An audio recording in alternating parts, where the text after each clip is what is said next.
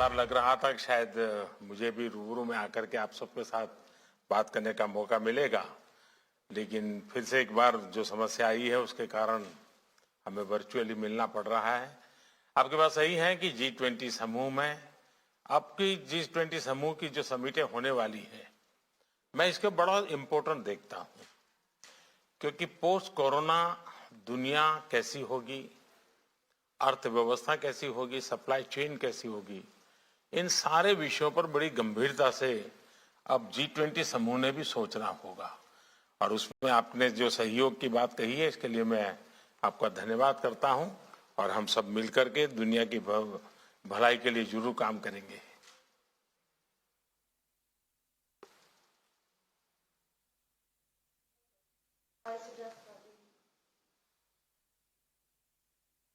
For your country, for the culture of your country, but also for your policies, because it's quite impressive how you have managed in a very difficult circumstances, the COVID crisis. And I also looking always at ways how we can reduce inequality. I have to say I was very impressed by your stimulus package of 280 billion, which will particularly have the small people, farmers and so on, benefiting from it. आपको मालूम होगा हमने पिछले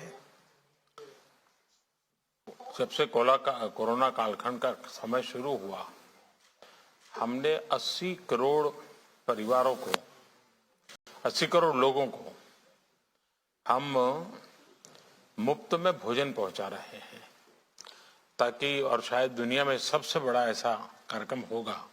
और हमारी कोशिश यही है कि इस संकट के कालखंड में गरीब से गरीब की चिंता सबसे पहले हो। और दूसरा, हमने ध्यान केंद्रित किया रिफॉर्म्स पर। कोरोना कालखंड का हमने भरपूर समय का उपयोग किया रिफॉर्म के लिए। और आपने देखा होगा कि हम जिस रास्ते पर चले, आज हमारे उस कदमों को लेकर के दुनिया के जो अर्थशास्त्री हैं वो भी उसकी भरपूर सराहना कर रहे हैं कि भारत बहुत मजबूती से आगे बढ़ रहा है।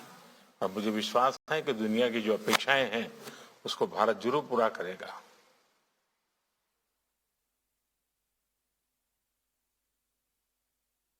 Prime Minister, I know there are many people waiting for us and for your speech. Let me just take this opportunity also to express my hope that we can welcome you again in the future at the real Davos, in the snow of the Swiss mountains.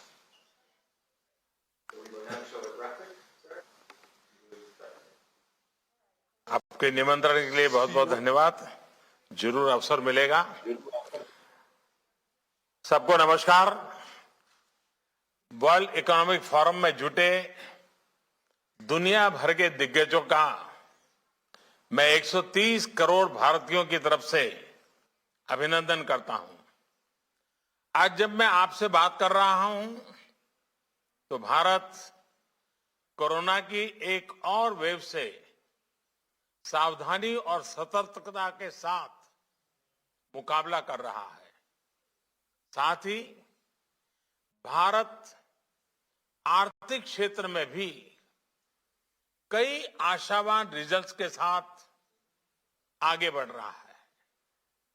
Bharat में आज अपनी आजादी के 75 वर्ष होने का उत्साह भी है और भारत आज सिर्फ एक साल में ही 160 करोड़ कोरोना वैक्सीन डोज देने के आत्मविश्वास से भी भरा हुआ है। साथियों, भारत जैसी मजबूत डेमोक्रेसी ने पूरे विश्व को एक खूबसूरत उपहार दिया है। एक बुके ऑफ होप दिया है। इस बुके में है हम भारतीयों का डेमोक्रेसी पर अटूट ट्रस्ट इस बुके में है। 21वीं सदी को एम्पावर करने वाली टेक्नोलॉजी इस बुके में है। हम भारतीयों का टेम्परामेंट, हम भारतीयों का टैलेंट, जिस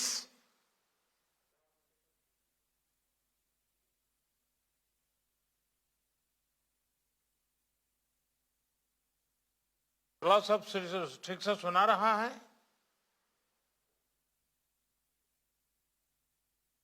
I hear you, Mr. President. और Mr. Prime Minister. और हमारा Thank you very interpreter well. की आवाज भी पहुंच रही है सबको।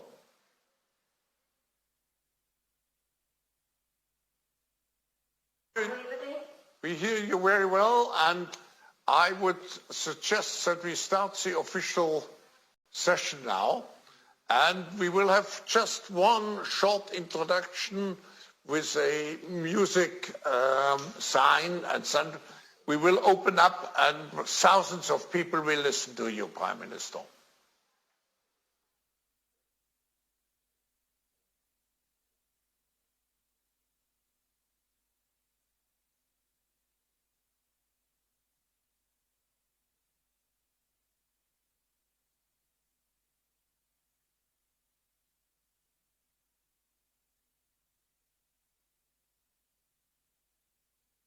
His Excellency Narendra Modi.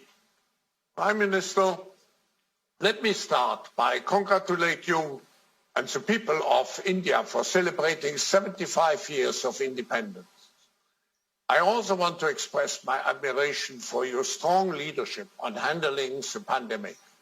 India has continued to expand its profile as a major global power, also by providing vaccines and other medical supplies to so many countries. There is no doubt that India will play a critical role in leading the exit from the pandemic and in driving global economic recovery and post-pandemic growth. Highlighting this, India is expected to grow by 8.5% this year. India has also been at the forefront of driving global action on climate change and green transition by leading global movements such as the International Solar Alliance, your landmark Panchamrit pledge at COP26, and through national initiatives such as the National Hydrogen Mission. For over 40 years, Mr. Prime Minister, I have always been a strong believer in India, and even more so in its fourth industrial revolution. With its young population, technical prowess, and a knack for innovation, India has the potential to shape the global agenda, particularly by assuming the G20 chairmanship next year. Prime Minister, it is amazing that in 2021, in the middle of the pandemic, India has had 44 new unicorns. And this is a testament to your nation's spirit of innovation and entrepreneurship. I now welcome His Excellency Narendra Modi for the State of the World Address at the World Economic Forum's Davos agenda. Prime Minister, the floor is yours. Thank you swab, thank you. नमस्कार। World economic forum में जुटे दुनिया भर के दिग्गजों का 130 करोड़ भारतीयों की तरफ से अभिनंदन करता हूं। आज जब मैं आपसे बात कर रहा हूं तो भारत कोरोना की एक और वेव से सावधानी और सतर्कता के साथ मुकाबला कर रहा है। साथ ही भारत आर्थिक क्षेत्र में भी कई आशावान रिजल्ट्स के साथ आगे बढ़ रहा है।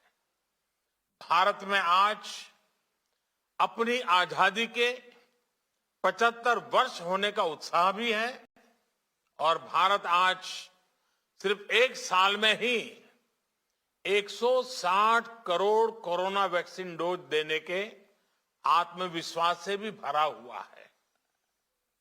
साथियों, भारत जैसी मजबूत डेमोक्रेसी ने पूरे विश्व को एक खूबसूरत उपहार दिया है, एक बुके ऑफ होप दिया है। इस बुके में है हम भारतीयों का डेमोक्रेसी पर अटूट ट्रस्ट। इस बुके में है 21वीं सदी को एम्पावर करने वाली टेक्नोलॉजी। इस बुके में है हम भारतीयों का टेम्परामेंट, हम भारतीयों का टैलेंट। जिस मल्टीलिंगुअल, मल्टीकल्चरल माहौल में हम भारतीय रहते हैं, वो भारत ही नहीं बल्कि पूरे विश्व की बहुत बड़ी ताकत है। ये ताकत संकट की घड़ी में सिर्फ अपने लिए सोचना नहीं बल्कि मानवता के हित में काम करना सिखाती है।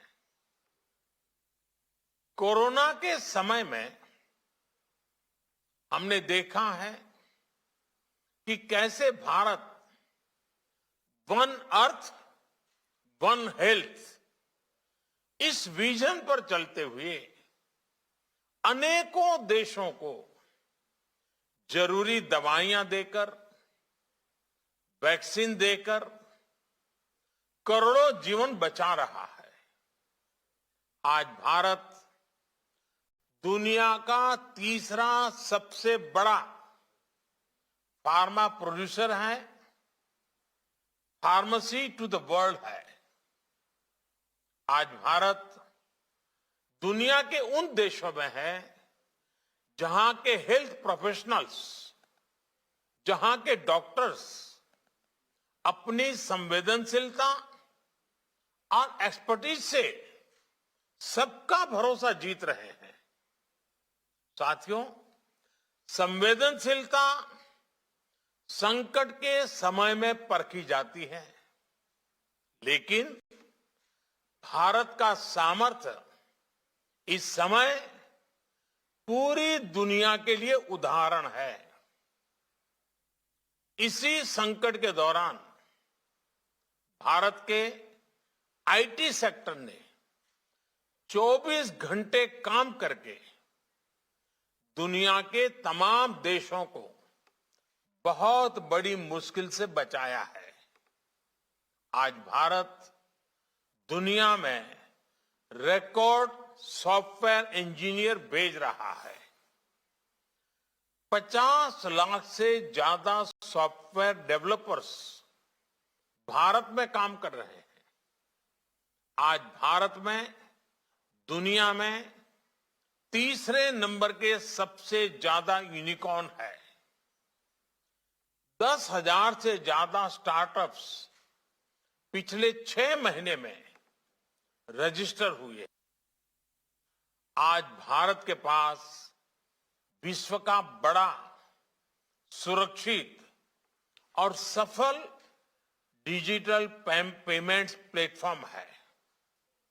सिर्फ पिछले महीने की ही बात करूं तो भारत ने यूनिफाइड पेमेंट इंटरफेस, इसके माध्यम से 4.4 बिलियन ट्रांजैक्शन हुए हैं।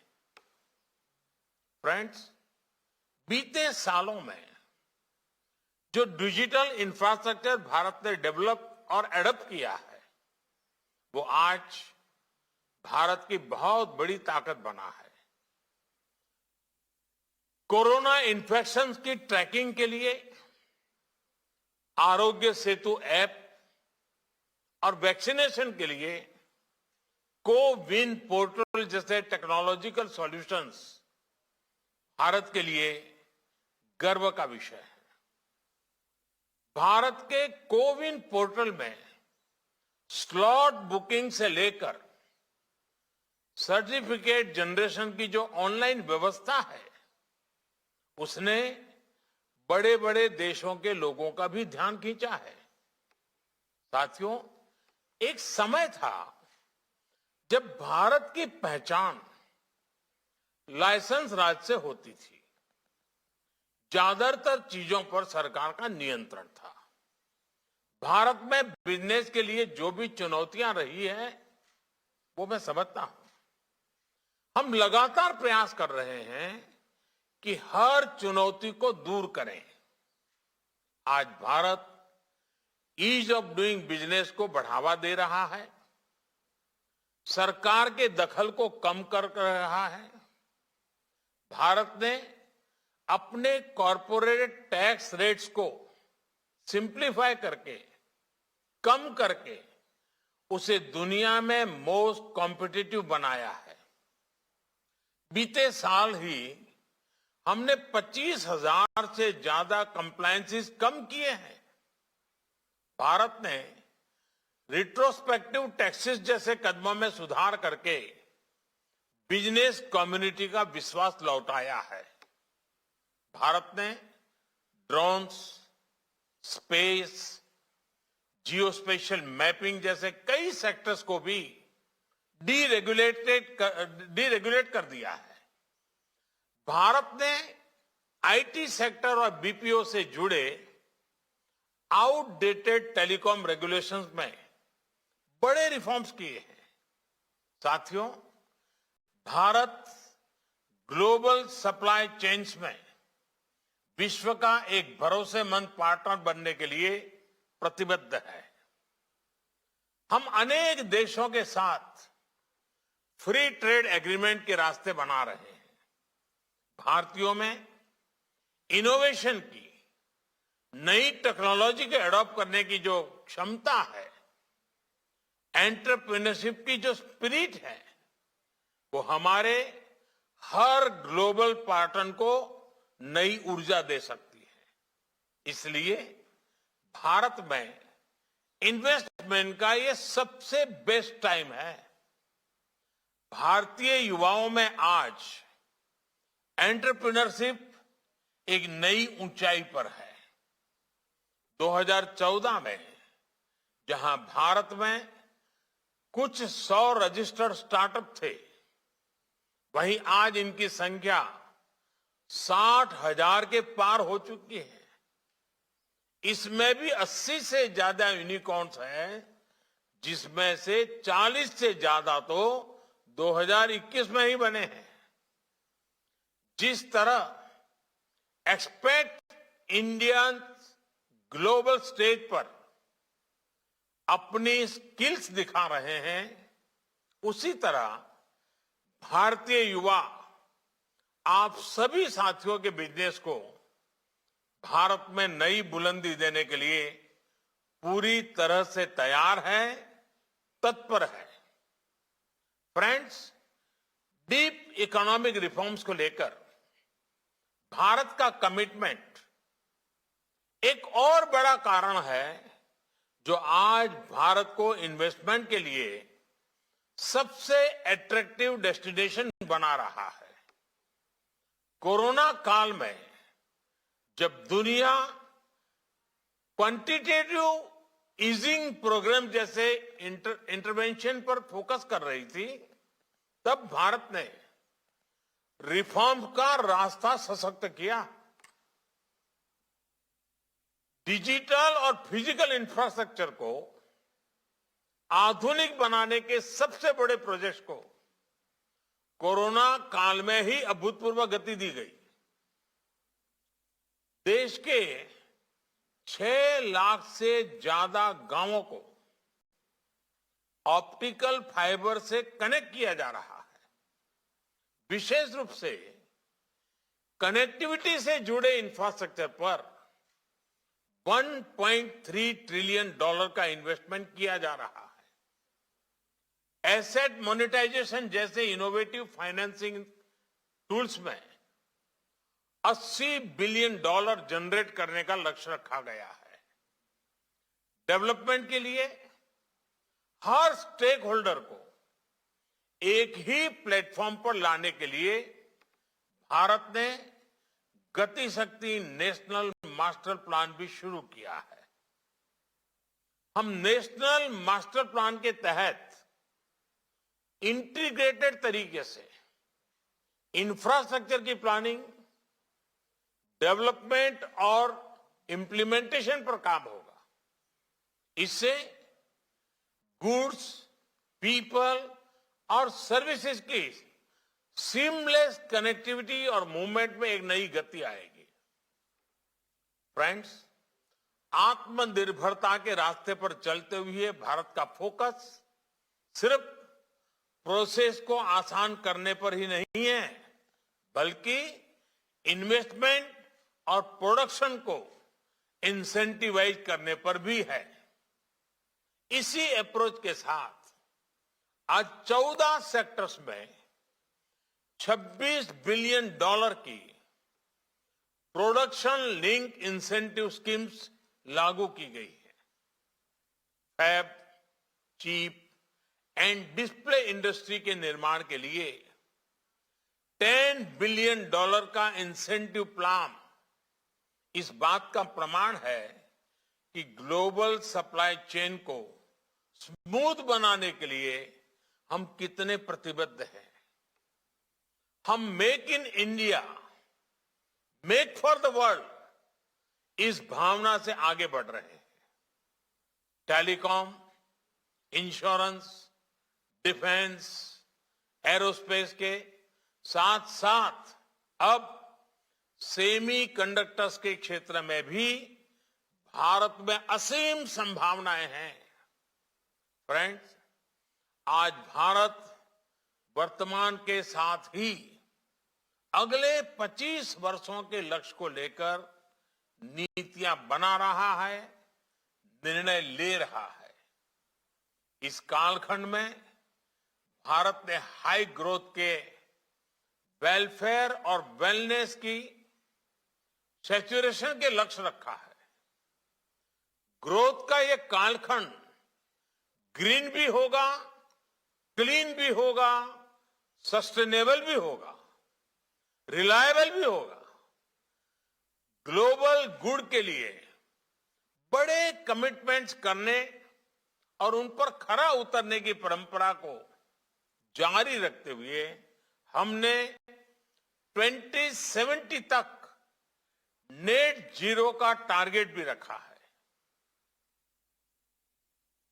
दुनिया की 70% आबादी वाला भारत भले ही ग्लोबल कार्बन एमिशन में 5%, ओनली 5% कंट्रीब्यूट करता हो, लेकिन क्लाइमेट चेंज से निपटने के लिए हमारी प्रतिबद्धता 100% है।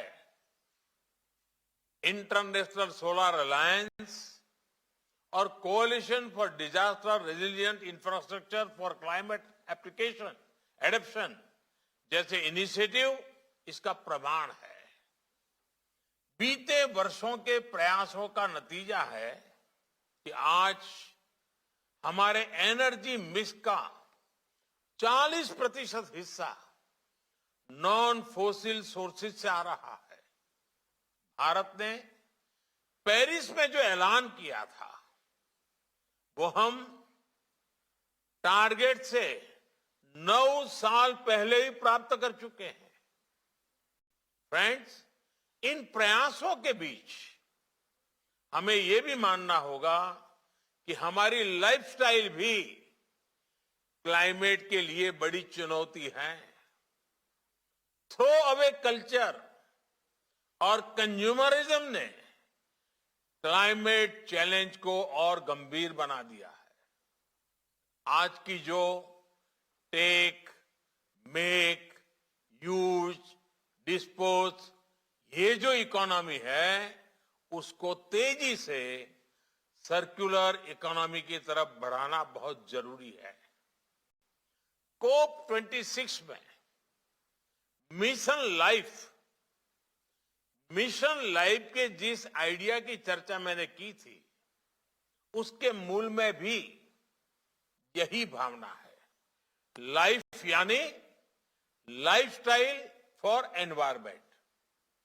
ऐसी रेजिलिएंट और सस्टेनेबल लाइफस्टाइल का विजन जो क्लाइमेट क्राइसिस के साथ साथ भविष्य के अनप्रेडिक्टेबल चैलेंजेस में उससे निपटने में भी काम आए। इसलिए मिशन लाइफ का ग्लोबल मास मूवमेंट बनाना जरूरी है। लाइफ जैसे जनभागीदारी के अभियान को हम P3, और जब मैं P3 कहता हूं, प्रो प्लेनेट पीपल का बड़ा आधार भी बन सकते हैं। फ्रेंड्स, आज 2022 की शुरुआत में जब हम So Prime Minister Narendra Modi there delivering the State of the World special address at the World Economic Forum this year as well because of the current wave of COVID. The World Economic Forum is also taking place virtually, and Prime Minister Modi there saying it is best time for investment in India. He also spoke about the objectives that it has as far as the issue of climate change is concerned and how India is moving towards its goal of clean and sustainable environment. Net zero target till 2070 is something that India is now working towards. Let's now move on.